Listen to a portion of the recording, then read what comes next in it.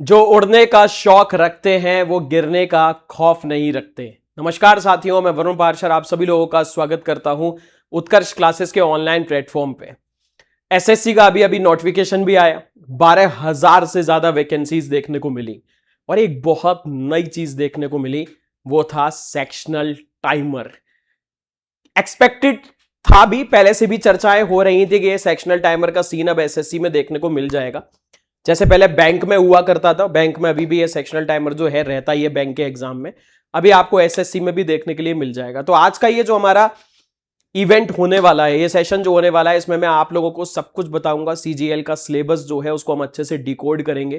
Tier 1 का जो होता है और टीयर 2 का मतलब प्री और मेंस के सिलेबस की भी जानकारी रखेंगे, प्लस आपको बताएंगे कि आप किस तरीके से अपनी तैयारी का अप्रोच रख सकते हैं जिससे आप भविष्य में आपकी तैयारी का जो मार्ग है वो और आसान हो जाए, सुगम हो जाए और ज्यादा आपका इजी हो जाए आपके लिए। तो समय को खराब ना करते हुए चलते हैं, आइए जानते हैं क्या क्या आज के सेशन में जो है खास रहने वाला है। जैसे कि इसमें हम डिकोड करने की कोशिश करेंगे सिलेबस को, कहाँ कौन से ऐसे टॉपिक्स होते हैं जिसमें आपके वेटेज ज्यादा आता है, क्या ट्रेंड्स पिछले साल के अगर पेपरों को उठाया जाए तो क्या फॉलो हो रहा है, और जो आपकी रैंक ओरिएंटेड स्ट्रेटजी। जैसे कि एक चीज बोली जाती है अब मेंस में कि आप सिलेक्शन तो ले लोगे, आप मैथ्स कर लो सिलेक्शन हो जाएगा, इंग्लिश कर लो सिलेक्शन हो जाएगा, पर आपकी रैंक जो डिसाइड होगी वो जीके जीएस से। क्योंकि जब तैयारी होती है तो स्टूडेंट्स बड़ी आसानी से, जो मेहनती स्टूडेंट्स होते हैं, मैथ्स कवर कर लेते हैं मेंस में बहुत अच्छे से, इंग्लिश भी कवर कर लेते हैं, तो वो सब एक बराबरी पे होते हैं। पर जब रैंक को डिसाइड किया जाता है तो उसमें जीके जीएस अब बहुत बड़ा रोल प्ले करता है, क्योंकि जो जीके जीएस में नंबर खींच जाएगा उसको रैंक ऊपर की मिल जाएगी। आइए समझते हैं आगे।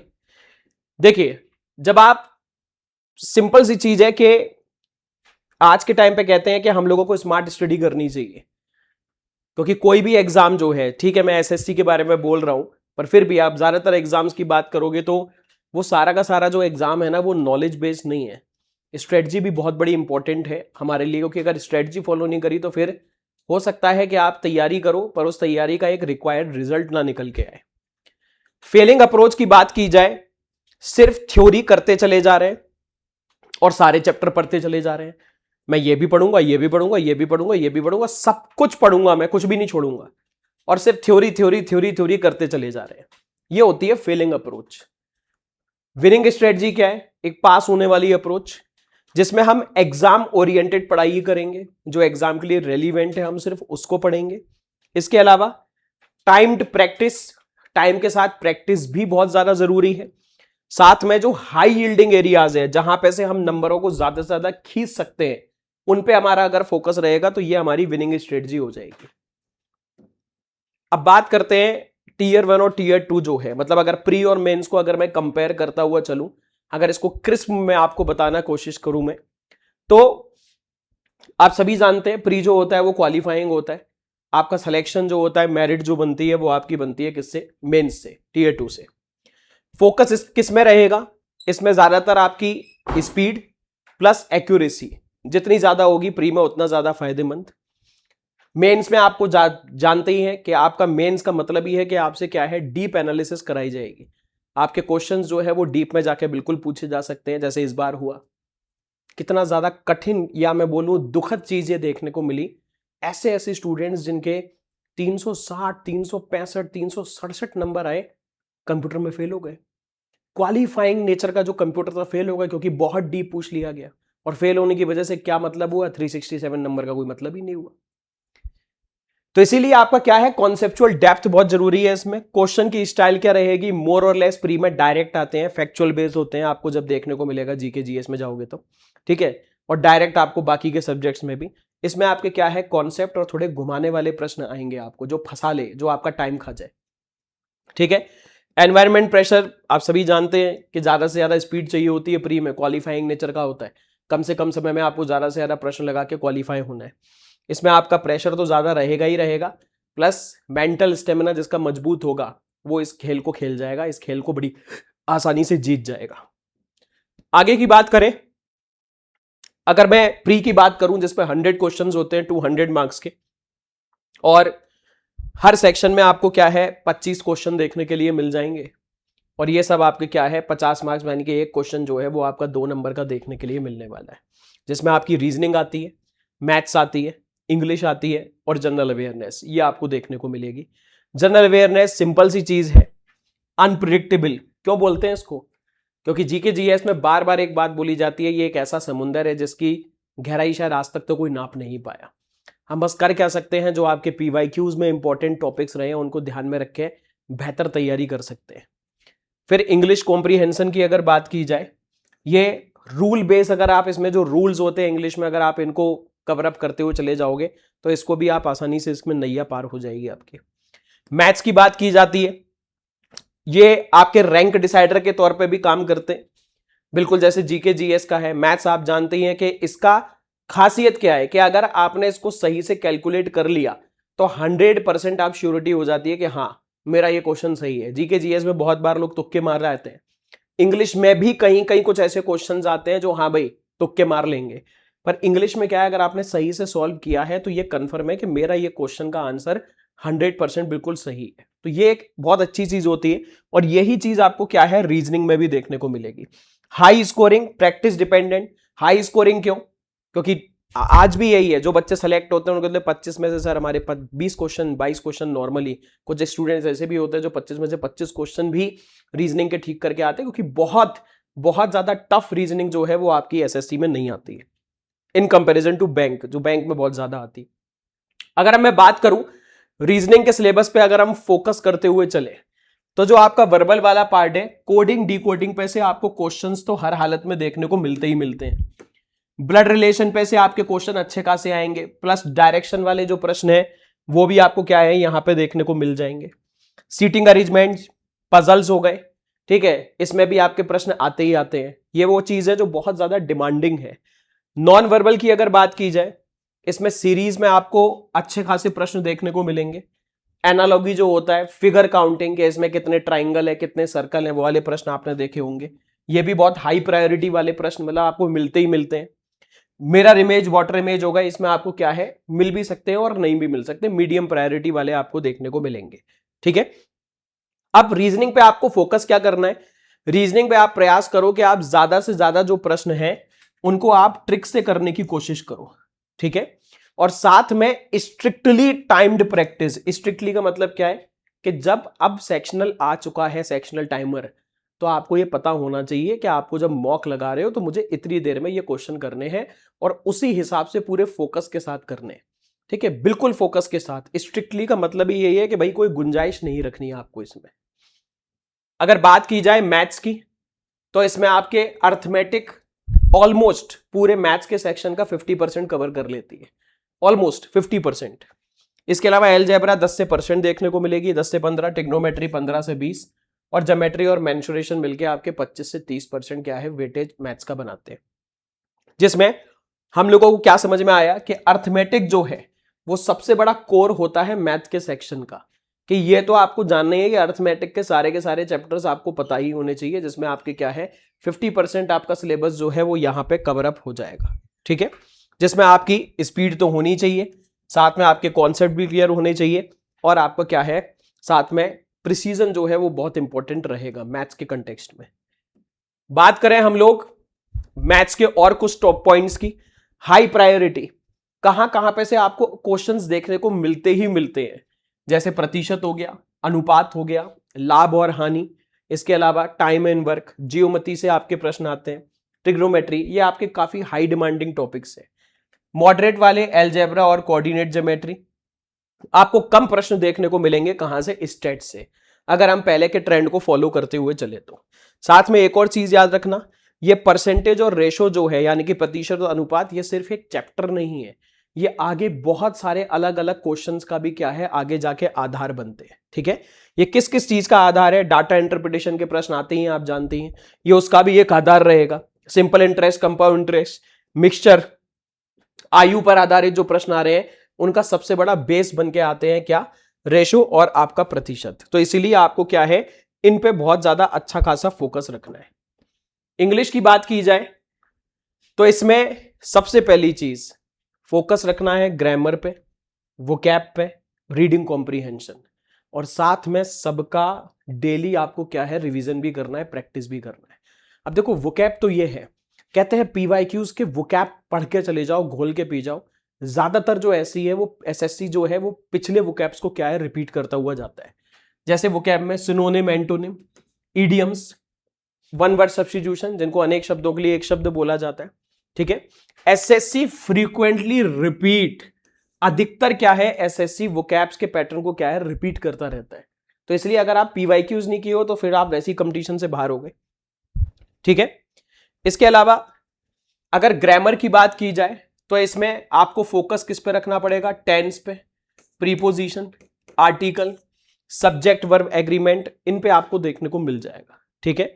रीडिंग कॉम्प्रिहेंशन की बात करें तो आपको सबसे पहले कहते हैं ना, बार बार अंग्रेजी अखबार पढ़ने की आदत डालो, चीजों को आप ज्यादा बेहतर समझ पाओगे, ठीक है। प्रॉपर अंडरस्टैंडिंग होनी चाहिए, प्लस वो पैराग्राफ क्या कह रहा है उसको आप बहुत जल्द से जल्द आपको उसका क्या है, जिस्ट समझनी पड़ेगी, समरी, ठीक है। कभी कभी प्रश्न आता है ना कि आप इस पैराग्राफ का टॉपिक बताओ, क्या इसका उचित टॉपिक होना चाहिए। तो आप जितनी जल्दी जल्दी आप इंग्लिश पढ़ना सीख लेंगे, और कहते हैं कि न्यूज़पेपर अगर आप पढ़ते रहे, इंग्लिश की बुक्स अगर आप पढ़ते रहे, कोई कहानियां पढ़ते रहे, तो आपका रीडिंग कॉम्प्रीहेंशन जो है वो काफी समय के साथ जो है मजबूत होता चला जाएगा।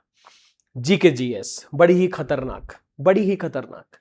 अगर इसमें बात की जाए तो वही चीज मैं बोलूंगा, एक ऐसा समुंदर जिसको मुझे तो लगता नहीं आज तक कोई नाप पाया है, ठीक है। साइंस में अगर बात करें तो सबसे ज्यादा आपको बायोलॉजी पे से प्रश्न आते हैं, फिर फिजिक्स में से, और सबसे कम आपको केमिस्ट्री से देखने को मिलेंगे।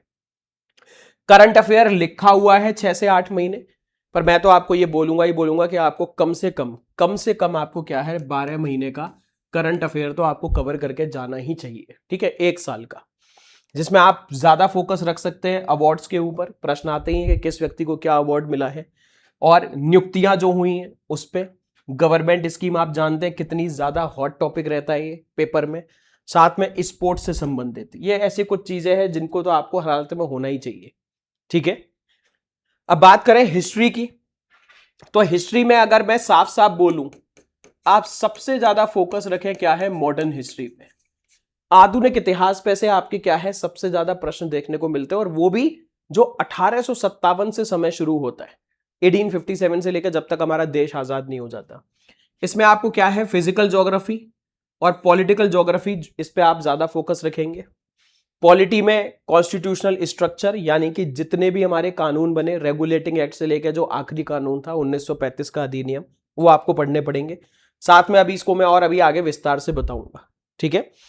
इकोनॉमिक्स में आप जानते ही हैं ये बहुत ज्यादा डायनामिक सब्जेक्ट है, स्टैटिक प्लस डायनामिक आपको ये दोनों देखने के लिए मिल जाएगा, क्योंकि ये हर 3 से 4 महीने बाद जो आपकी क्या है, मॉनेटरी पॉलिसी आती है, वो आपको पढ़नी पड़ेगी कि इस वक्त बैंक रेट क्या चल रहा है, सीआरआर क्या चल रहा है, एसएलआर क्या चल रहा है, रेपो रेट क्या चल रहा है, रिवर्स रेपो रेट क्या चल रहा है, ये सब आपको पता होना चाहिए।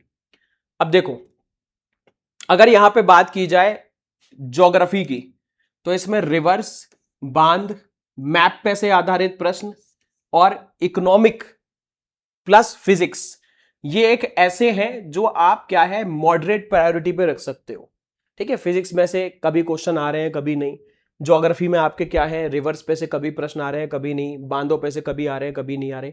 हाई प्रायोरिटी आप किन किन पे रखोगे, मैंने आपको बताया भी था। देखो, मॉडर्न हिस्ट्री में गांधीयन एरा और 1857, यानी कि 1857 से जब तक देश आजाद नहीं हो गया, वो तो बहुत ज्यादा इंपॉर्टेंट है।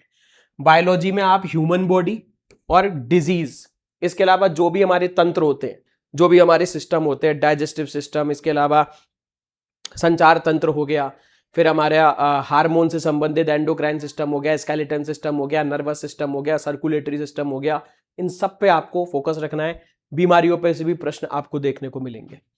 पॉलिटी में कहते हैं ना कि 22 पार्ट्स हैं, तो मैं तो साफ बोलता हूं कि पहले पार्ट से लेके जो आपका 10वें पार्ट तक सबको कवर कर लो, जिसमें आपकी नागरिकता, मौलिक अधिकार, डीपीएसपी, मौलिक कर्तव्य, संघ, राज्य, संघ शासित प्रदेश, पंचायत, नगर पालिका, सब कुछ इसी में आपका आ जाएगा, शुरू पहले से लेके 10वें भाग तक।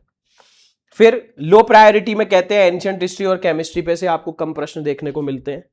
और स्टैटिक जीके की अगर बात करें तो जो आपको पढ़ने ही पढ़ने हैं, वैसे तो आप जानते ही हैं कि अब स्टैटिक जी का रेलिवेंस जो है वो बढ़ता चला जा रहा है। जैसे फोक डांस, मंदिर, त्योहार, यूनेस्को की जो विश्व विरासत सूची हो गई, इन पे से आपके प्रश्न काफी अच्छे खासे देखने को मिल रहे हैं। ठीक है जी।